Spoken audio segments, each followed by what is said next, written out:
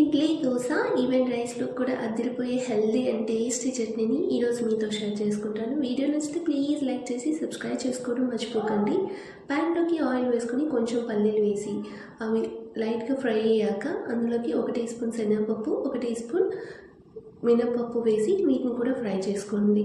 అందులోకి ఉల్లిపాయలు, పచ్చిమిర్చి, వెల్లుల్లి రెబ్బలు వేసి ఒక 2-3 నిమిషాలు ఫ్రై చేసుకొని టొమాటో ముక్కలు, కొత్తిమీర, దానిపైన 1 టీ స్పూన్ సాల్ట్, కొంచెం పసుపు వేసి గరిటెతో కలుపుకొని మూత పెట్టి మగ్గించేసుకోండి. ఓవర్గా డ్రై చేయకండి. ఓవర్గా డ్రై అయిపోయినా కూడా మనకి మంచి గ్రేవీ అనేది రాదు. ఇలా చల్లారాక మిక్సీ జార్లోకి వేసుకొని మిక్సీ పెట్టేసుకోండి. ఇలా అయినా తినేయచ్చు, కానీ నాకు పోపు పెట్టుకోవడం ఇష్టం. ప్యాన్లోకి ఆయిల్ వేసి పోపు దినుసులు వేసుకొని కరివేపాకు కూడా వేసుకొని ఫ్రై అయ్యాక ముందుగా మిక్సీ చేసుకున్న గ్రేవీ కూడా వేసేసుకోండి.